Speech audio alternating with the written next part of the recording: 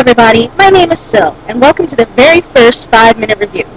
I'm going to be reviewing games and movies from the old to the new to the retro new, including the good, the bad, the ugly, and the what the fuck. My only stipulation is that they're games and movies that I have seen. Alright, so, let's begin.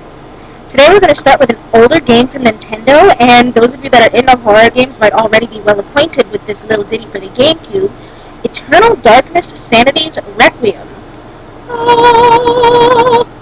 It was originally made for the Nintendo 64, but released on the GameCube instead in 2002, and immediately, this little disc here became a cult classic.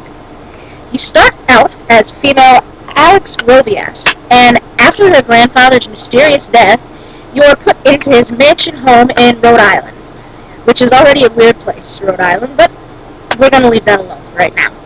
Now, you'll end up playing 12 different people over 12 different time periods, and your choices at the beginning of the game, which god or demon you choose to follow, actually affects the gameplay and the game's difficulty.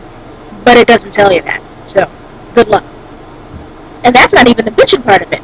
What makes the game one of the scariest things I've ever played is the effects of the sanity meter. The in-game effects are creepy, but any gamer's going to tell you that the outside effects are worse. In the game, you have classic, hallucination-like things, like bleeding walls and decapitation, and your body parts suddenly exploding and falling off even as you continue to walk down the hallway as if you're completely unharmed and unmoved, or sinking into the floor like it's quicksand, skewed vision, and being attacked by enemies that aren't actually there. What's really freaky is opening your inventory to find it completely empty, or suddenly having your sound cut out, or the channel changing, or your video card suddenly being completely destroyed, or going to a blue screen of death when you aren't even on a system that does that. Or the very, very, very worst, starting up the game to load your save file and finding nothing there at all. And of course, you're at that point where it's going like, oh my god, do whatever you want to my inventory, but god, where's my save file? Now, the graphics for the game didn't hold up too well over the years, and the controls are more than a little wonky, but the storyline is amazing. The amount of effort and detail that they put into the characters, the development, the plot, the fights, and even the gameplay mechanics itself was just absolutely stunning.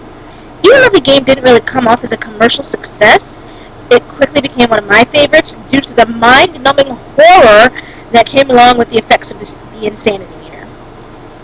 Now, besides all of that, there's really not much to say about it.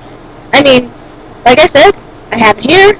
I mean, it's a very small game. It's actually rather short for all of those things, even though the booklet that comes with it is one of the thickest damn things I've ever had. And of course, as we all know, the GameCube controller is one of those controllers that's complicated as hell. I don't even know why they did this sort of thing. But, overall, it was still a damn good game. I can see why it won as many awards as it did. And I suggest that you play it for yourself. And that's all for today. And if you really liked my very, very first review, you can click that little subscribe button down there in the bottom. I have no idea where it is. It's down there somewhere. And if you have a game you want me to play or review, or a movie you want me to go see or review, leave it in the comments, and I will try to get to it. Alright?